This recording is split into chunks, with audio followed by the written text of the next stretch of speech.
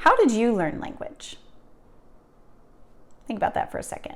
Well, you've learned it by people talking to you and people showing you how language worked.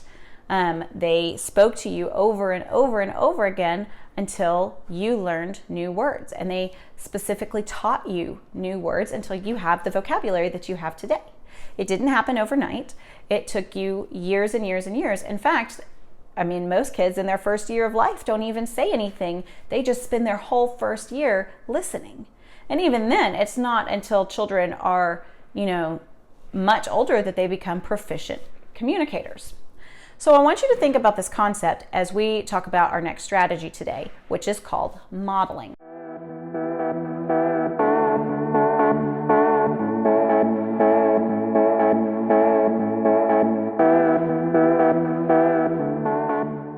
So the strategy is basically you have your communication system or your student's communication system. And what you need to do is every single time you're having an interaction with that student, you need to be modeling on the device how to use it. This works best, with like core boards or communication boards or on some of the higher tech devices. But you can do this with, and picture cards. You can do this with any kind of system that gives you the opportunity to, link more than like one thing. So basically it will work with anything that's not like a Big Mac or a Switch. So, modeling. Every time you have an interaction with the student, you're going to show them how to use their system. So if I come up to Johnny during snack and I say, normally I would just talk to Johnny and I'd say, Johnny, what do you want for snack? And then maybe I would give him 2 choices. Today, I'm going to make sure I have Johnny's system out. We'll pretend this is my system. Johnny's system out in front of him. We're going to say, what do you want? However that looks on his system. I'm going to model that for him because I'm asking the question. I'm modeling my own speech. I'm not modeling Johnny's speech. I'm modeling my speech.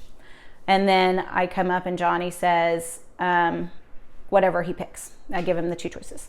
And then I say, do you want a drink?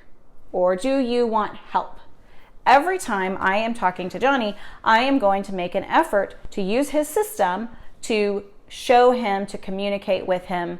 I'm going to pair it with my verbal speech, but I'm going to show him how to use the system.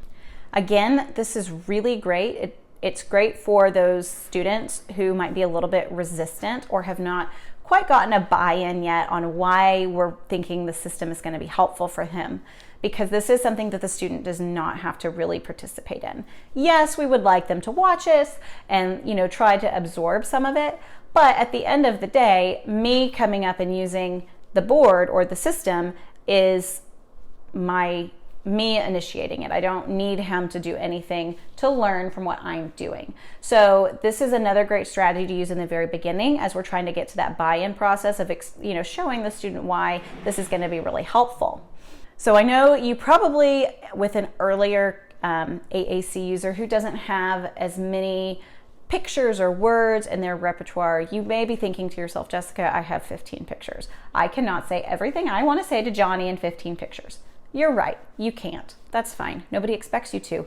What I expect you to do, and what your speech therapist or anybody else who's trying to teach you how to do this better would expect you to do, is to just do the best you can. If you don't have, all of a perfectly grammatical sentence, that's fine. Link together 3 pictures or 2 pictures. Want, eat. Want more, eat. Want more, help. Help. You don't have to have plurals. You don't have to have those linking verbs, is, a, the. Those are not important in this particular stage of the learning process. So do the best you can with whatever pictures you have in your current repertoire.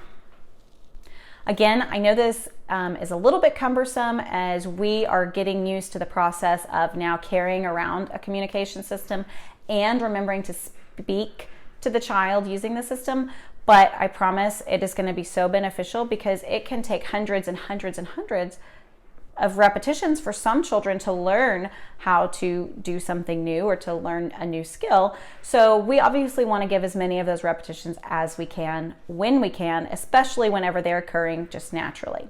So if you found this little AAC strategy tip for parents and teachers helpful, go ahead and follow the next video in this playlist, and I will keep giving you a few more ideas of ways that you can implement AAC at home or at school.